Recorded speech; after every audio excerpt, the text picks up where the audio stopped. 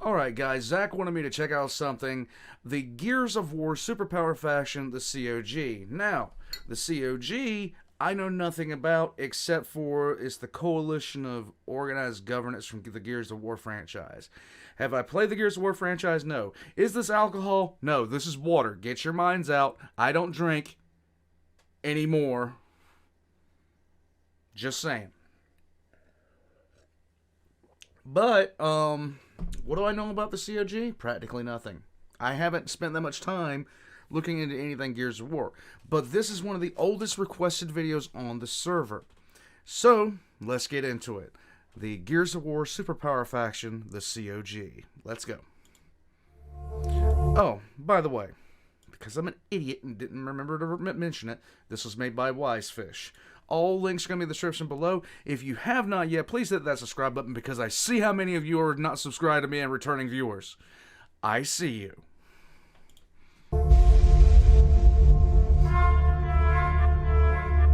Throughout the lands of Serra during its growing years, many inhabitants looked for a new solution to their energy problems. Whilst this was going on, many broke into their own different factions, fighting each other to take over as much land as they possibly could. And with that land came the remaining energy, allowing for dominance over the planet. These guys eat a lot of beef.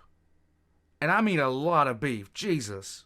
However, as these wars started to die down due to a real resource problem, meaning no army could maneuver any troops anywhere, they would find a new source of power that would go on to sort out all of their problems. This resource would be known as emulsion, and would be far more beneficial to anything the Serrans had used before this. With emulsion being the gold dust of their society, many of these split nations would eventually join together to form a true socio-political collective to combine the resources and protect one another. This would form the new faction known as the Coalition of Ordered Governments, who would go on to be the mega power throughout all of Serra. But as time progressed on, this coalition would see threats from other Serra groups that would desperately seek to take back the emulsion to help fuel their separate groups working outside of the coalition. This would lead to countless wars and acts of horror on both sides and plunge the world back into another age of war. But that was just the start of their problems, as the coalition would go on to find that whilst the emulsion was perfect for their resource management, this would harm a lot of the workers at the rigs, as they were in constant contact with this substance, and whilst researching how to combat it, would find themselves once again in another war, but this time with a force far more terrifying that would almost wipe out all of life on the surface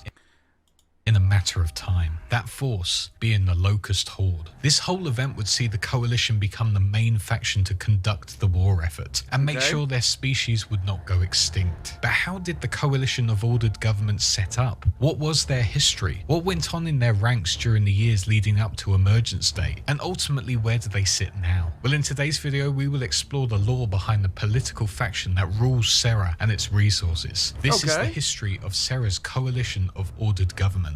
This is the COG of Gears of War. And you know, this is kind of like a perfect video. This guy's got he's got a really good voice for delivery. He's got a really good way of presenting. And I'm going to be, like, this is going to be actually very interesting for me because I know nothing about this. And it sounds like he's going to take a very beginner stance to it. So, that's good. Let's go.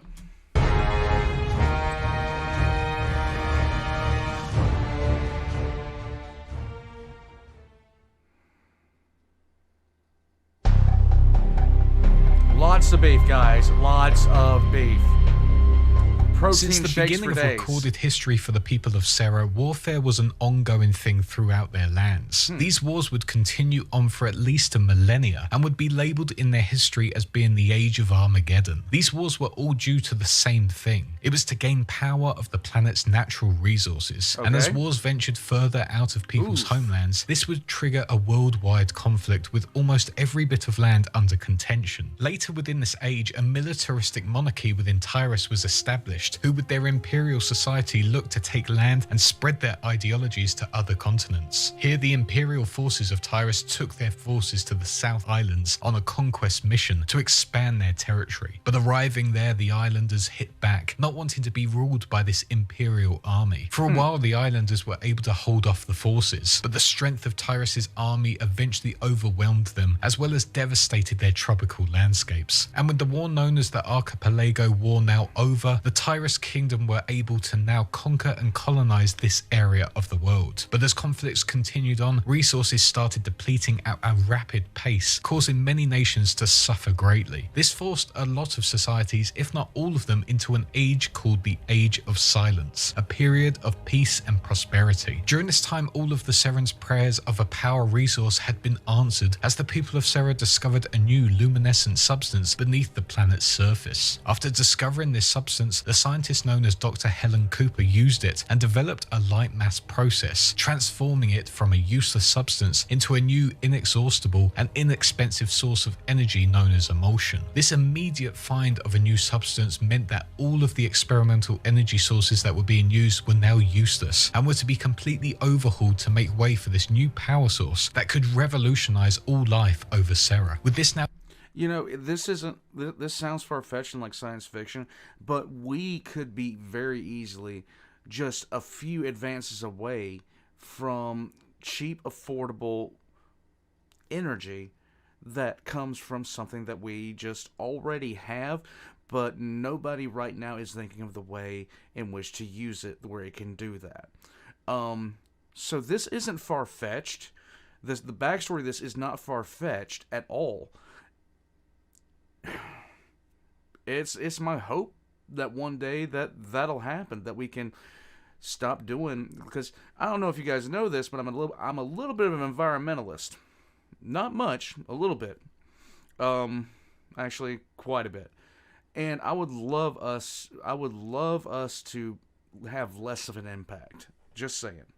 now being fully developed and emulsion being the new main source of energy, countries all over now started competing in an effort to grab more land that housed this luminous substance, and with it become a dominant force. With this grabbing of the emulsion all over, the planet was brought into an incredible age that was simply labelled as the Gold Rush. During this, some nations became absolute powerhouses because of their hoarding of emulsion. Two of these nations being the Kashkar and the Peles, who became extremely enriched by these expansions. The nation of Tyrus would also massively benefit from this economic boom thanks to the emulsion discovery, and with it their whole culture changed into one obsessed with economic growth. As their society changed as their wealth increased, a contemporary philosopher feared this would lead to a moral downfall within the people of Tyrus. As this went on, the philosopher known as Alexei Dissipich authored an anthology of political volumes that would be commonly referred to as the austere canon. The aim of this piece of socialist literature was to try and bring Tyrus back to a time of traditional virtues which included order, faith, labor, diligence, loyalty, purity, honor, and humility. His mission was to help the Tyran people form a new international order. His written work at the start, however, did not take off and was relatively ignored. With that said, the austere canon was able to inspire the creation of a minor political party which was able to express the views of the philosopher on a bigger stage. As this political party started roaming the lands of Tyrus, spreading the word of this philosopher, eventually they were able to achieve success within the estates of the aristocrats within Tyrus, who held the most power,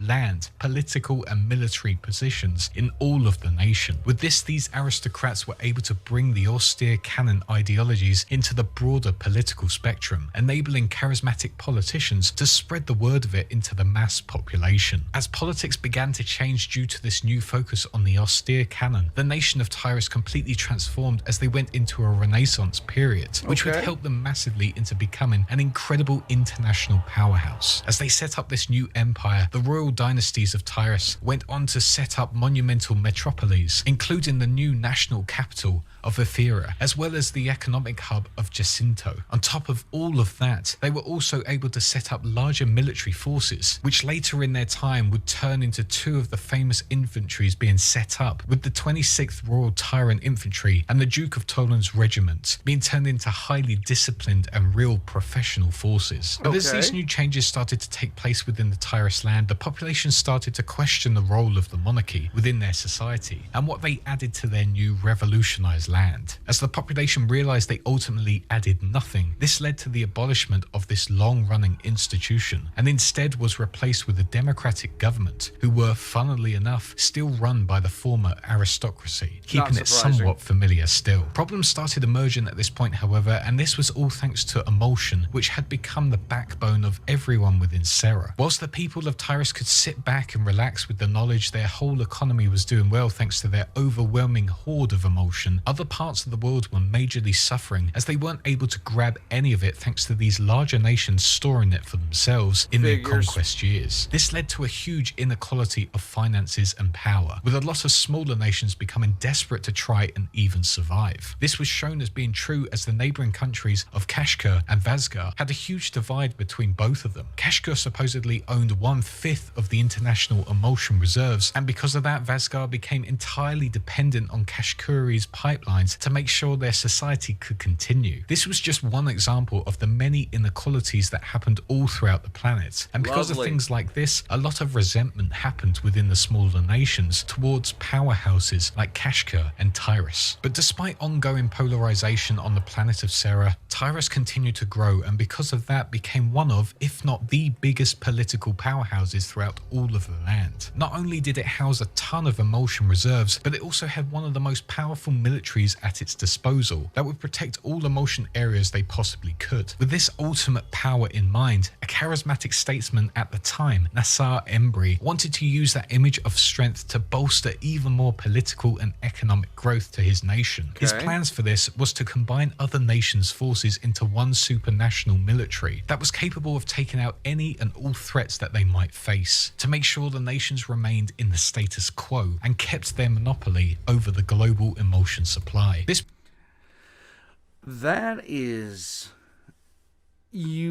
We've seen stuff like this before. We really have.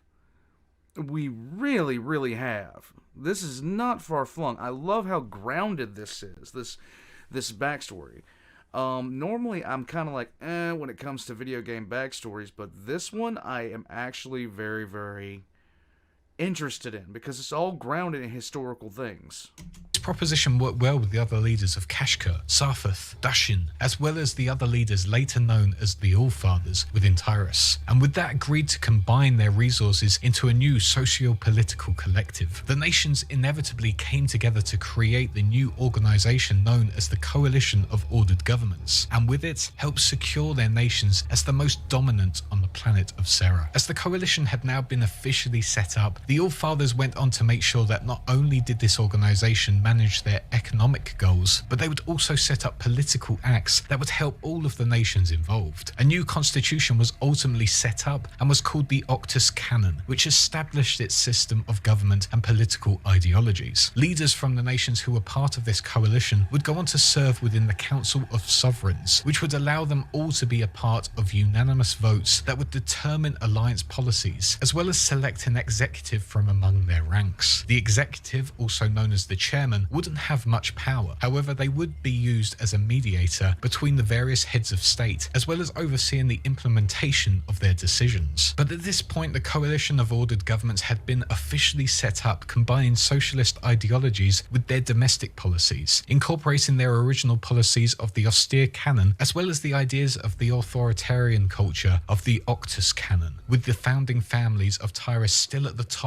of this new organized state. In the end, the lands run by the COG were all run under a powerful combination of authoritarianism, industrialism, and militarism, keeping everyone in their place and limiting freedoms. But now that they had completely set up their monopoly of the emulsion industry and combined their militaries to protect it, the smaller nations who had been living with utter resentment to these nations were finally ready to hit them back and try and take the emulsion from them once and for all. Doesn't surprise me.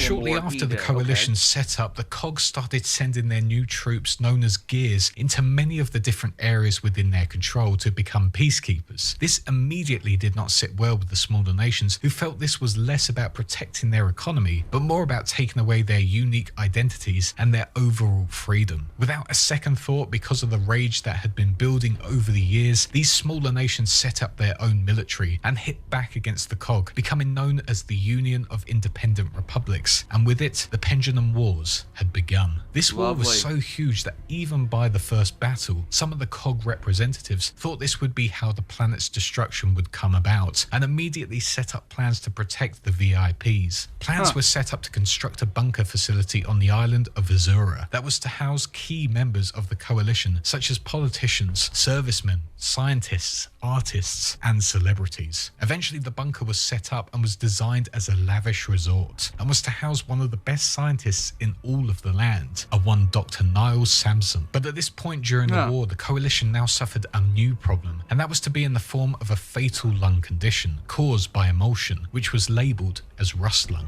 Once again, the COG, most significantly the coalition's Department of Health, were forced to make a new area which they would label as the New Hope Research Facility, in a hope that Dr. Niles Samson, who had been sent back from Azura, could find a cure for this fatal illness. As this was set up, the majority of the COG left Dr. Niles Samson to his work, trusting he could find a solution to this illness and help the workers who worked at the emulsion rigs. Little did a lot of the COG know that behind closed doors, Dr. Niles had other plans within this facility to create new genetically enhanced soldiers to help fight and win the Pendulum Wars for themselves. Some members of the COG did back this secret project. However, as things started to fail within this area, the backers of Dr. Niles' project relocated him and his work to a new facility, as rumours had started spreading about unethical experiments taking place there. With Dr. Niles gone from the New Go figure. Hope facility, the COG decided the place was of no use anymore, as the public's opinion on it was extremely negative, and with it, officially shut it down. The Pendulum Wars waged on for decades and spread throughout almost all of Serra, seeing war fronts form left, right, and centre. With all of the battles happening, legendary groups of soldiers would be talked about in high praise, such as the Duke of Toland's regiment of Tyrus, as well as the 26th Royal Tyrant Infantry, who fought throughout this war. The 26th Royal Tyrant Infantry, for example, were involved in one of the turning points within the war during the attack known as Operation Leveler. At this battle, the COG forces found out that the Indies had developed an orbital weapon and beat the COG to it in an arms race, meaning if they were to launch this, they would ultimately win the war and overpower all of the COG forces. The Gears were sent in their masses, with the 26th Royal Tyrant Infantry leading the raid to get into the Osteri Republic's Aspho field. There's nothing like knowing your opponent has a weapon of mass destruction.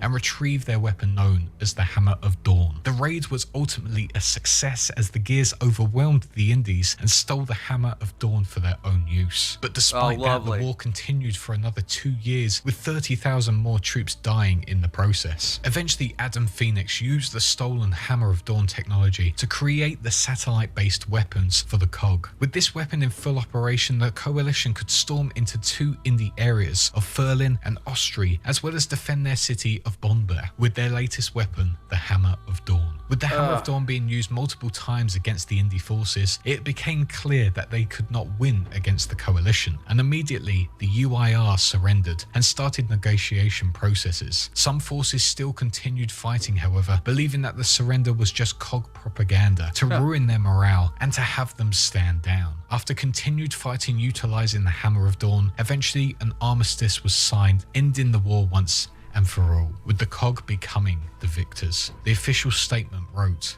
"At 1000 hours this morning, the Union of Independent Republics signed a formal surrender to the coalition of ordered governments and concluded a peace treaty. It is with profound relief that I tell you the Pendulum Wars are now at an end, and that the COG and UIR will embark on a program of reconciliation and rebuilding to heal the terrible scars, individual and national, that this long, terrible conflict has left upon Serra. We hope that the state of Gorisnaya will come to accept our offer of reconciliation and formally agree to the ceasefire with other UIR states." The world of Serra had survived a brutal war war between all of the nations on the planet. Thousands, if not millions of lives had been ruined. Cities had been hit hard financially, and militaries had also been wiped out through hard fighting. But now they could get back to rebuilding and hopefully get back to the gold dust years with the COG fully in control and putting aside any unrest. But that was... Yeah, I don't think that's gonna happen. It's one thing that kind of like blows my mind about this so far is the fact that how you can see all of it actually happening. Whoever wrote the backstory for this, it was very well thought out. I'm not a fan of first-person shooters, but I can get into this if the rest of the storyline is as good as this is. Was not to be, as below the surface of Serra, a huge army of beasts was forming, known as the Locust, with one single plan: to venture up to the surface and wipe out the inhabitants there and to claim it for themselves. And just 6 weeks after the Pendulum War had come to an end, they did just that. Breaking through the ground, the Locusts started their wide-scale planetary assault, which would later become known as Emergence Day. Almost every single city on the planet was invaded, with over a quarter of the Serran population being killed in the process. Whoa. The COG had no idea of these attack plans, and on top of that had no idea what this new force even was. But after much research, capturing a few of their new enemy, COG scientists would go on to label these invaders as the Locust Horde. The COG were completely hindered by these attacks. They were far too late to act, and by the time they did assemble all of their troops, the Locusts had taken many of their major cities. This was also helped by the fact that the Locusts would take the fallen Serrans' weapons and armor and use it to bolster their forces even more, making them become even fiercer. But despite the Locusts hitting the COG cities hard and fast, the COG were able to assemble their remaining member nations to hit back against the Locust, and with the loss of their chairman Daliel, who died of a heart attack, a new one was elected by the Council of Sovereigns, this being Richard Prescott. Prescott assembled all of the remaining members together and tried to plan an all-out attack on the main hulls within Tyrus, but only the leaders of the South Islands backed this proposal. Prescott only saw one solution because of this, and that was to use the Hammer of Dawn to deny the Locust a total victory, as well as setting up full martial law across the land. On top of all of this, he also set up the Fortification Act, which became incredibly popular in all COG strongholds. This act would make it so all able-bodied men would have to join the military to fight against this overwhelming threat. Women who were also unable to give birth were placed within the military, but as non-combat roles, allowing them to become pilots, medics, or control operators, or involved in war work, working in factories and hospitals. Those who could give birth, however, were placed within breeding farms and were given extra rations for doing their part in repopulating the human race. One of the things that I talk about with 40K is it's horrible, it's nightmarish, and it's that way for a reason. That sounds absolutely horrible, but it's that way for a reason. It's because they don't feel like they have any other choice, most likely. And that is absolutely sick. One ugly fact about human rights is you only have them until it's inconvenient to have them. And then you don't. And that's a very sick thing, but it's very true. And that is the worst thing that I can think about ever being the case in human history, is times where people were no longer people. And like, that is just, no. As these things were set up, the remaining survivors were all evacuated to the Jacinto Plateau, which was a safe haven from the Locust Horde, who could not penetrate it due to a thick, solid granite base under the area. As the survivors escaped the city, the COG finally deployed the Hammer of Dawn all over Serra to stop the Locust's overwhelming attacks. These orbital attacks worked to some extent, but came with a huge cost. The first being that they did not fully stop the Locust, it only stalled them for a bit. And now, because of the devastating devastating nature of these weapons, 90% of Serra's surface was now left as a barren wasteland. Lovely. The locusts continued to thrive in their underground cavern homes, rebuilding their forces and hitting back the Serrans who roamed about. Before the Hammer of Dawn was launched, a message was sent to all those who could not be evacuated to Jacinto, and it said, "For those citizens who cannot make it to Jacinto, the Coalition appreciates your sacrifice. Please forgive us. This is the only way." But despite this, the ones who somehow survived this would go on to see these actions of the COG on E-Day as actions of fascism, and would be forever branded as fascists by those who called themselves the Stranded. And that really doesn't surprise me.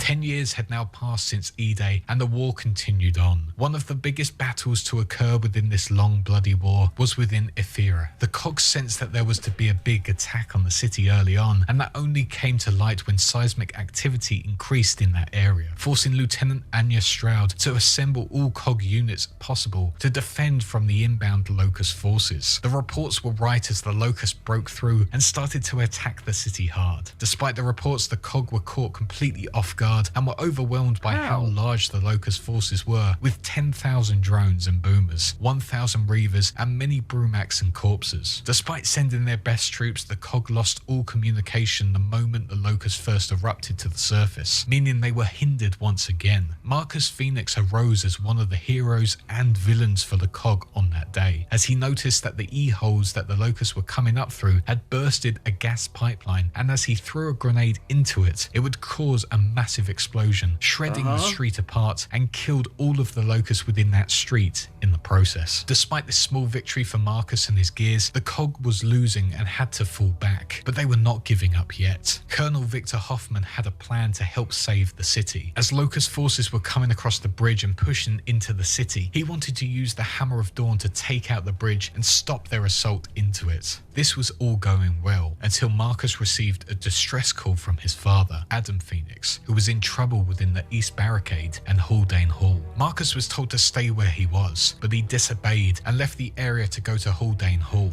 Wait a minute, just a quick second. This guy right here? In the East Barricade and Haldane Hall. Marcus... I'm just gonna mute it real quick. Jesse! Jesse! We have to go cook! We have to cook now, Jesse! Jesse! Okay, I suck. I'm so bad for that. I suck so much for that. Anyhow. Taking with him the targeting optic for the Hammer of Dawn, meaning the COG forces could not use their orbital weapon, and Hoffman's plan of shutting down the bridge had failed. After time, the south of Ephyra was lost to the Locust horde, but luckily the survivors were able to be evacuated to Jacinto once again. But now the COG looked at really hitting the Locust hard and attempted to destroy the Hollow, wiping them out once and for all. Here they developed a weapon of mass destruction called the Light Mass Bomb and launched the Light Mass Offensive. Whilst the operation went relatively well, wiping out the Locust General Ram, Krill, and the Outer Hollow, the operation ultimately was a failure, as it was unable to wipe out the Locust as a whole. The COG, however, believed that the Locust was indeed destroyed, but were quickly proved wrong as they went on to attack the North Gate Agricultural Depot, forcing the COG to evacuate and launch traps. With the Locusts now showing that they were now back and in full force, the Locusts would go on to launch the Siege of Jacinto, the attack on the last few remaining COG cities on the planet. During this part of the war, the COG came extremely close to capturing and killing the Locust Queen Mira, which could have ended the war then and there. But as she escaped, the COG realized they only had one more option left, and that was to sink the city, Jacinto, and flood the Hollow to hopefully drown the Locusts. As the team led by Marcus Phoenix launched this operation, they would start to see a development in a mutation within the Locust caused by the emulsion. Seeing the Brumac mutate into what would be named as a Lambent Brumac, Marcus would launch the Hammer of Dawn on it, detonating it, and with that was able to sink Jacinto and flood the Hollow. Whilst the COG were now without one of their main strongholds, they were able to wipe out most of the Locust, with only a few remaining labeling themselves as the Savage Locust or the Queen's Guard. With Jacinto now gone, the COG moved to Port Farrell, but once again faced attacks from the Locust survivors, as well as I'd have to actually see a little bit of information on the Locusts. Either Locusts or Locusts. I'm not sure how he's pronouncing that. I had to see a little bit more information on them because it looks like, from what I saw before, it looked like they were kind of more animalistic. But I see in a lot of these more recent things that they're more human than anything else. Now, I can tell that they were, derived from humans, but I'd really like to know the command structure, things like that.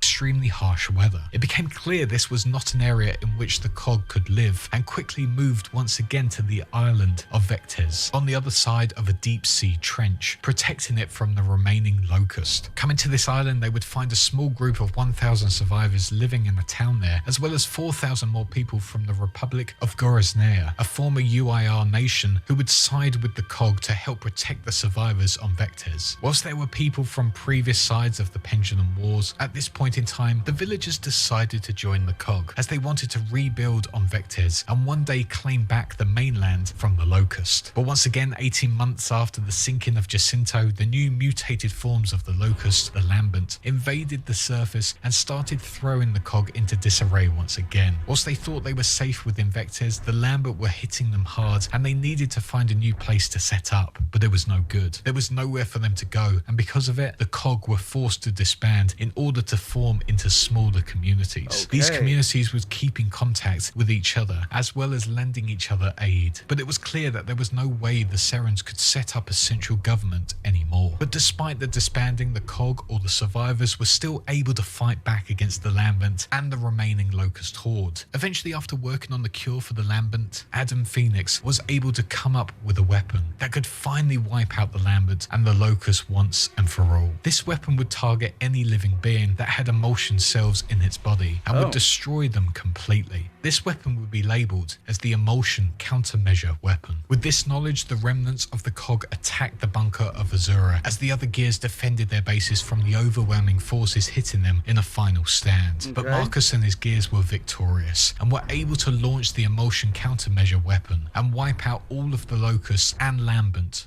on the planet. The war against the Locusts had now come to an end after many years, wiping out billions of people and shaking up all of Seran society. Most believe in the rebuilding process would be near impossible. That guy eats a lot of beef, okay? There's a lot of beef and protein shakes in that.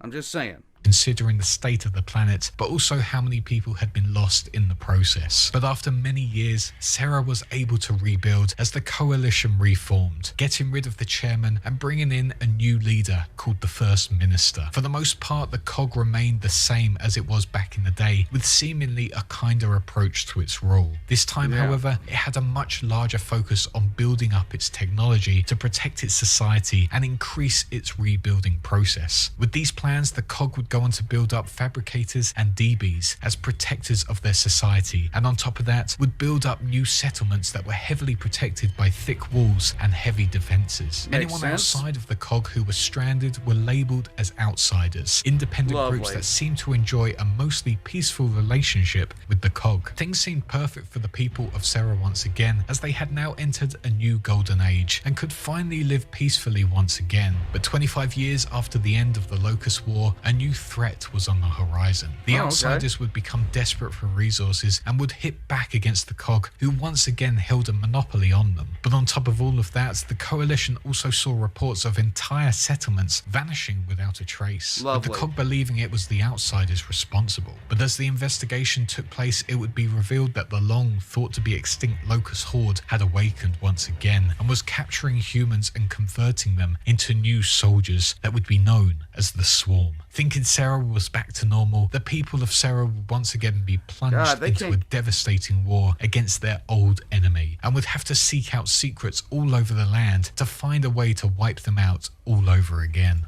They just can't get away from these things, man.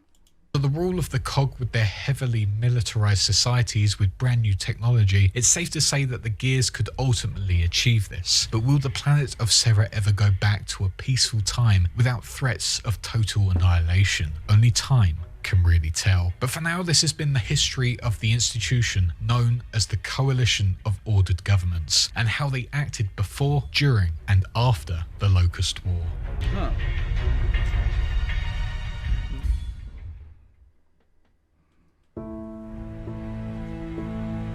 But that is the story behind the COG, the main government on the planet Sarah within the Gears of War franchise. I hope you guys all enjoyed this look at this faction and want to see more of the Gears of War universe, because it really is such a cool game, especially the originals. If you did enjoy it, do leave a like, leave a nice comment and subscribe if you haven't already. Also make sure you do check out my other lore playlists in the description below, and if you really loved this video, then you can support me on Patreon or as a YouTube channel member for early access to these videos ad-free, as well as getting some merch if you really like what I do, like this mug or hoodie. But anyway, speaking of which, I'd like to thank my supporters real quick. Big thanks to our small fish guys, our big fishes, Christopher, Andrew, AVP Man.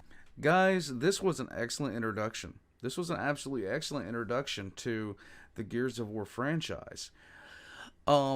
It's always good when you're watching something that's introducing you to a new topic or a new faction or something like that, and at no point are you rehashing old information. I like learning about new stuff. This was a very, I can tell this was a very condensed, but at the same time very broad intro to the way it was founded, what led up to it, the three nations that eventually coalesced into it, the one that led them all, and the fact that it was still led by the aristocracy of one. So kudos to this, because this was very it was,